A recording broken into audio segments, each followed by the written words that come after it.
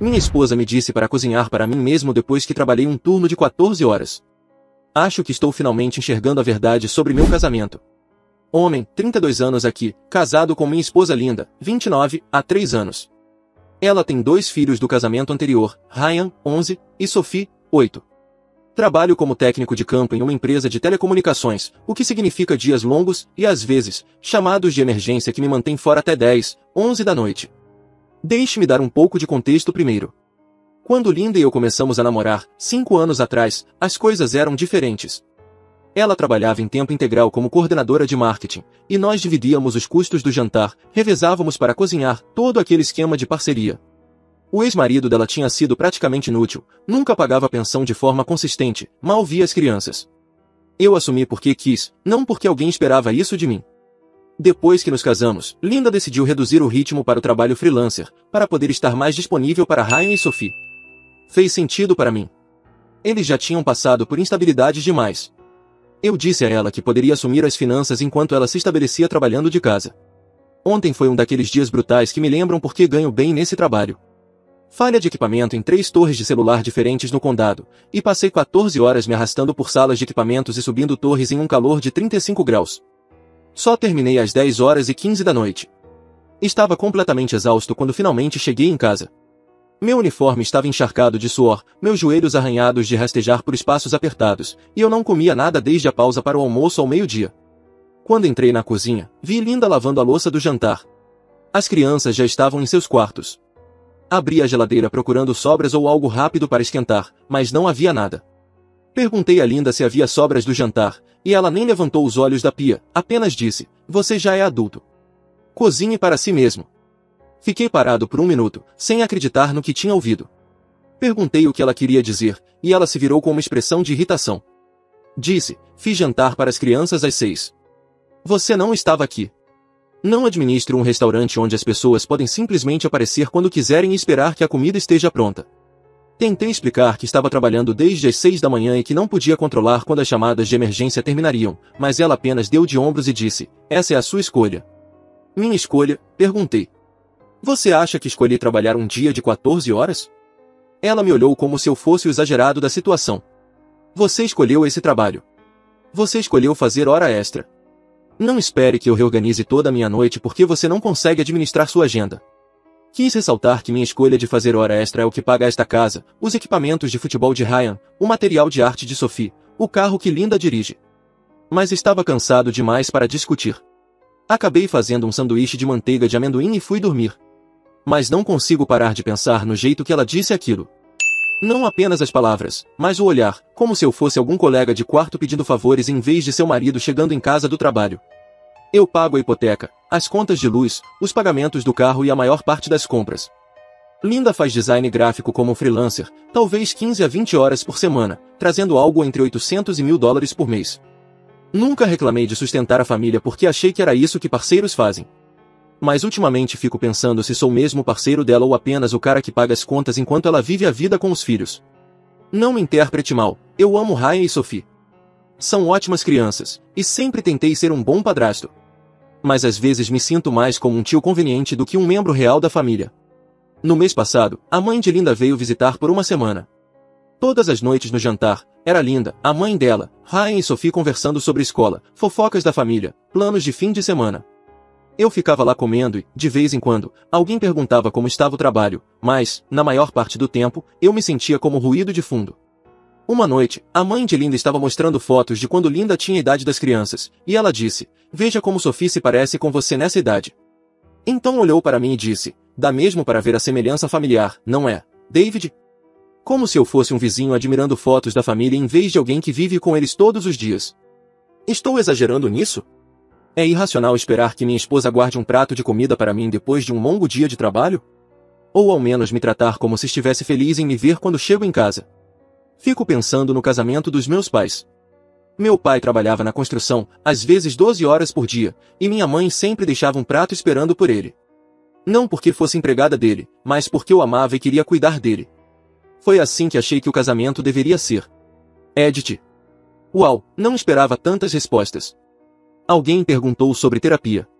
Na verdade, levantei esse assunto há cerca de 1 ano, quando comecei a me sentir desconectado. Linda disse que não precisávamos disso e que eu estava inventando problemas que não existiam. Atualização 1. Uma semana depois, seus comentários realmente abriram meus olhos, especialmente os que perguntavam se esse padrão acontecia em outras áreas. Então decidi testar algo. Nesta última semana, mudei minha abordagem.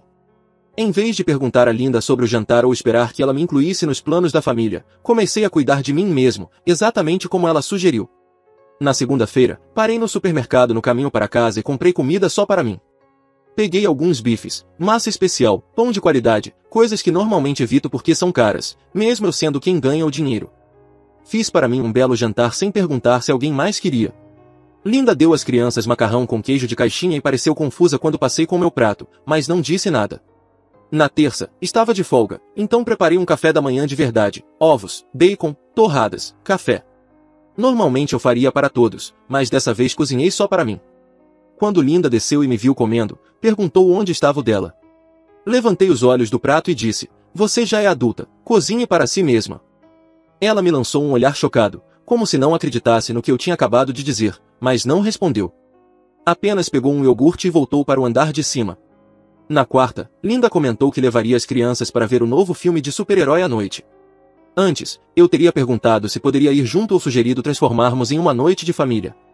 Dessa vez, apenas disse legal e fiz meus próprios planos para jantar e tomar algo com meu colega Jake.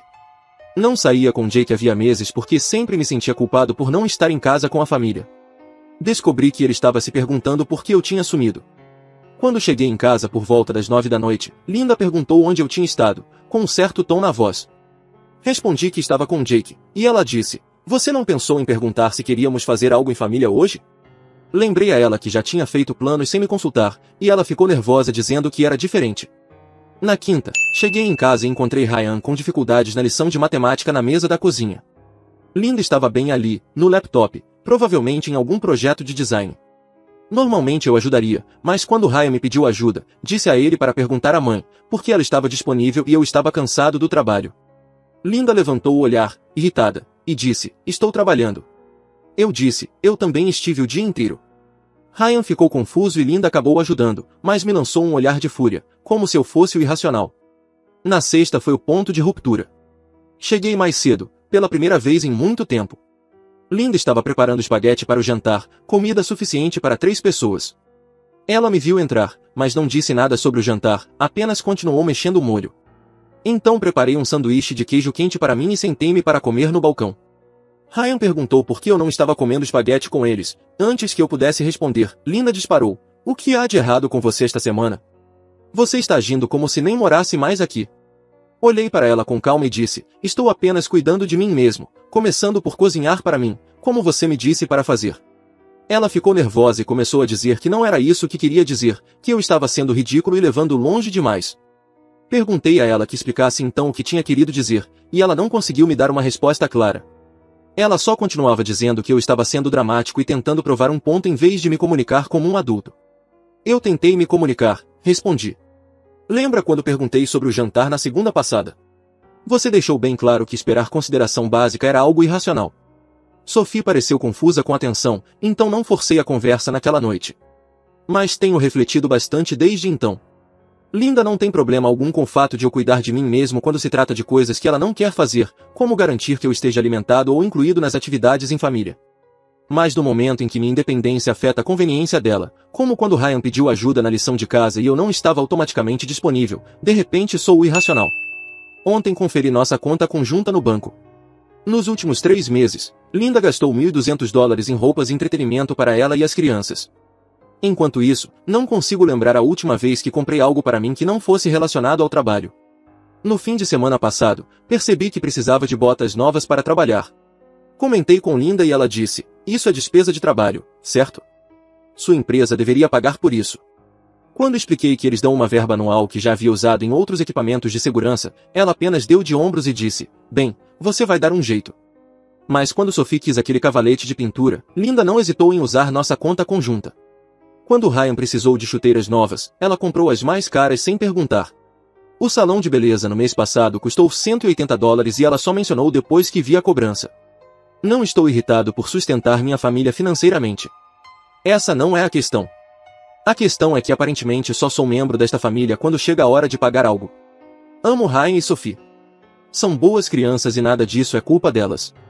Mas começo a perceber que Linda estruturou uma casa onde ela e os filhos são a família e eu sou apenas o homem que financia a vida deles, sendo ocasionalmente autorizado a participar. Vou conversar com um advogado nesta semana. Não porque eu queira o divórcio, mas porque preciso entender minhas opções.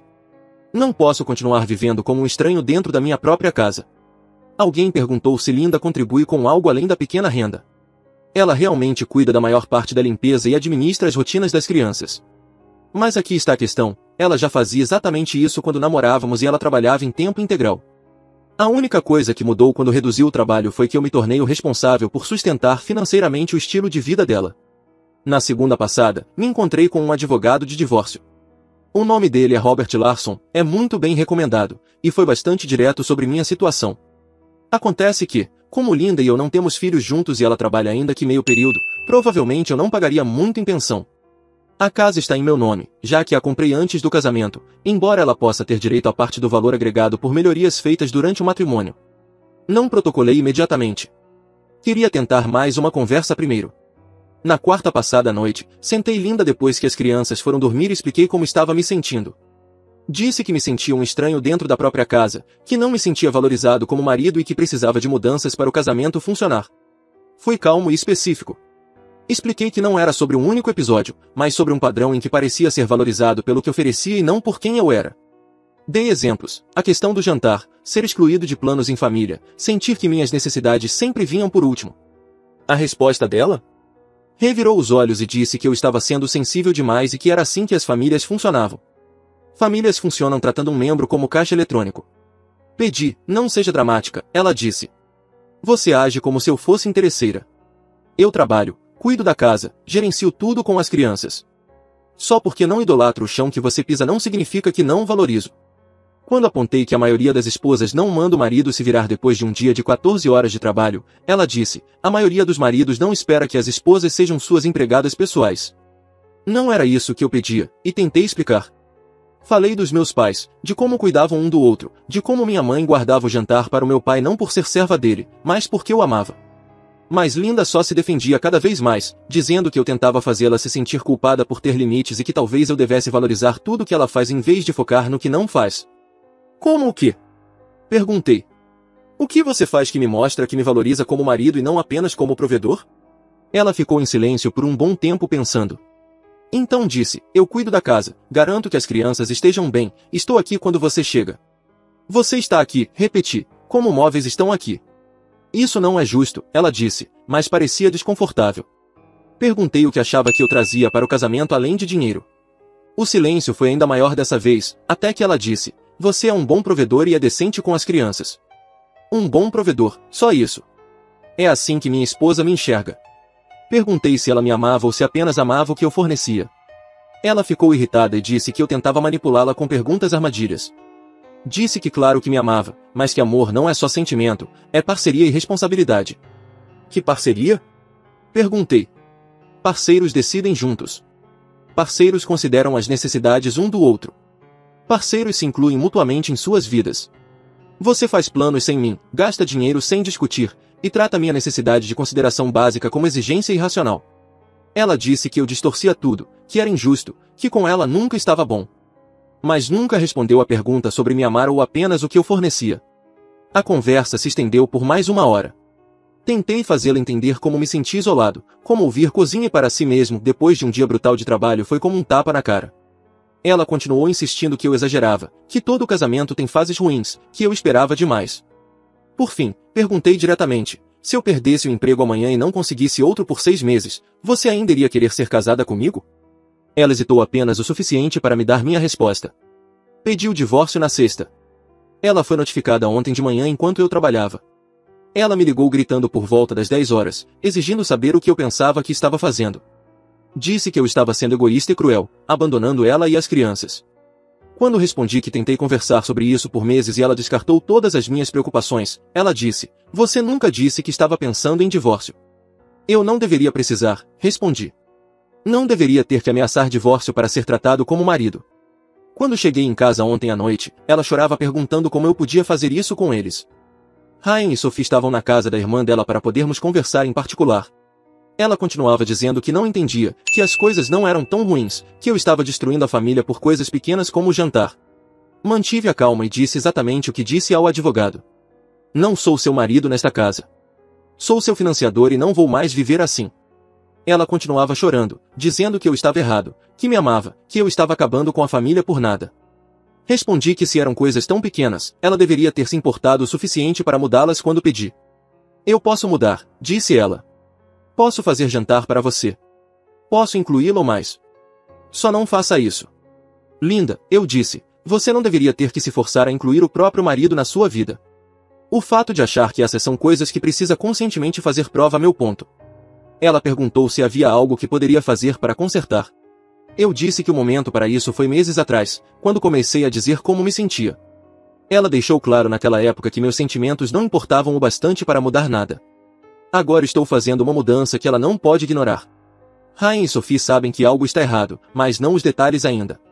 Tenho dormido no quarto de hóspedes e provavelmente me mudarei neste fim de semana.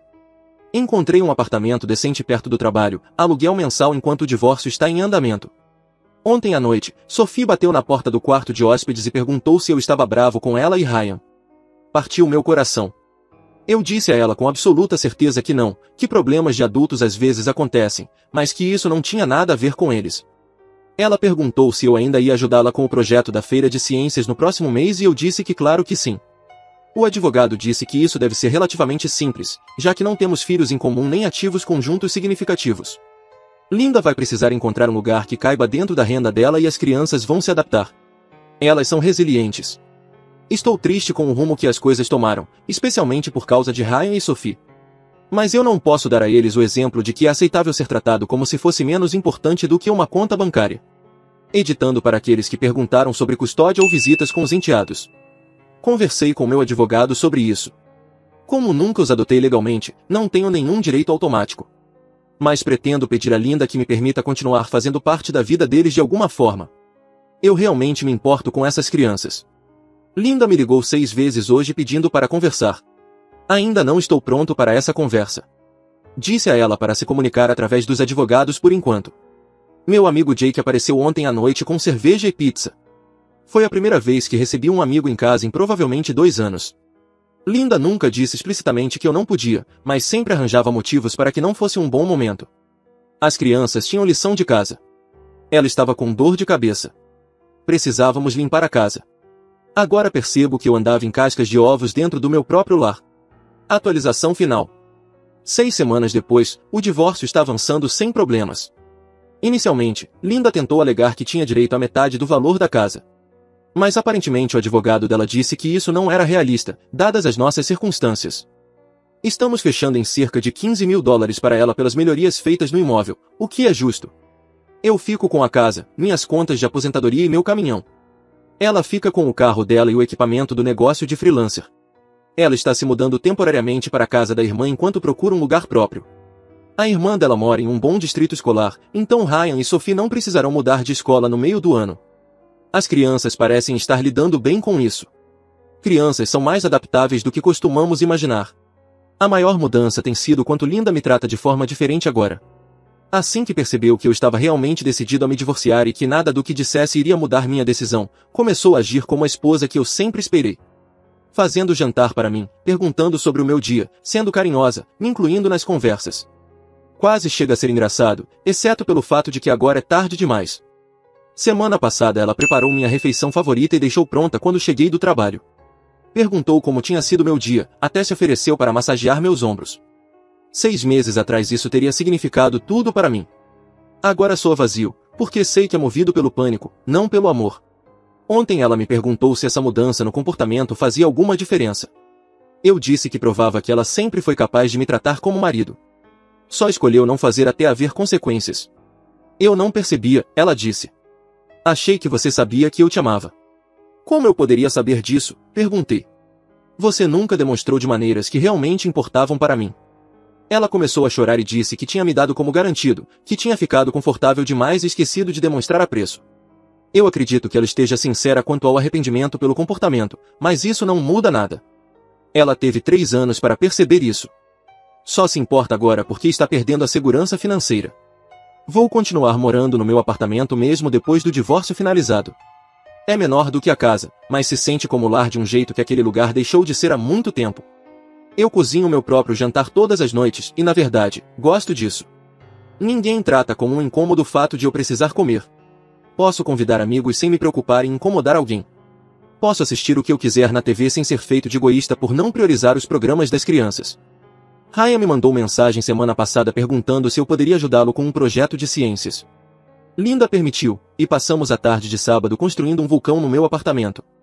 Foi bom passar tempo com ele, mas também confirmou algo para mim. Eu ainda posso ser uma influência positiva na vida deles sem estar casado com a mãe deles. Durante nossa sessão de construção do vulcão, Ryan perguntou por que eu havia me mudado. Mantive simples. Às vezes os adultos percebem que querem coisas diferentes, e é melhor viver separados do que infelizes juntos. Você está mais feliz agora? Ele perguntou. Eu pensei com sinceridade. Sim, campeão, estou. Sophie me visitou ontem para trabalhar em seu projeto de feira de ciências sobre planetas. Fizemos um modelo do sistema solar, e ela falava animada sobre qual planeta gostaria de visitar. Foi fácil e natural. Sem tensão, sem andar em cascas de ovos, apenas aproveitando o tempo com uma criança de quem eu gosto. Quando Linda veio buscá-la, ficou parada na porta olhando em volta do meu apartamento. Você parece mais leve, ela disse. Eu me sinto mais leve, respondi. Ainda não estou namorando, mas não descarto essa possibilidade para sempre. Aprendi muito sobre o que aceito e o que não aceito em um relacionamento. Da próxima vez vou me manifestar mais cedo e ir embora mais rápido se nada mudar. Também vou procurar alguém que demonstre interesse em mim como pessoa, não apenas como provedor. Linda e eu agora somos cordiais. Sempre estaremos conectados por causa das crianças, e tudo bem. Mas já terminei de tentar conquistar amor de alguém que nunca quis oferecê-lo. Ela está trabalhando mais horas agora e falando em voltar a estudar para ter algo mais estável. Aparentemente, perder o marido que paga a maior parte das contas é uma boa motivação para se tornar mais autossuficiente. Quem diria? Semana passada ela me perguntou se eu achava que ela era uma má pessoa. Eu disse que não achava que ela fosse ruim. Acho que ela apenas se acomodou em uma dinâmica que funcionava para ela e não quis examinar se era justa comigo. Mas intenção não muda impacto. Obrigado a todos que deram conselhos e apoio nos últimos meses. Essa comunidade me ajudou a perceber que eu não estava pedindo demais. Eu só estava pedindo para a pessoa errada. Se você gostou desse vídeo, não esqueça de deixar o like, se inscrever no canal e ativar o sininho para não perder nenhuma novidade.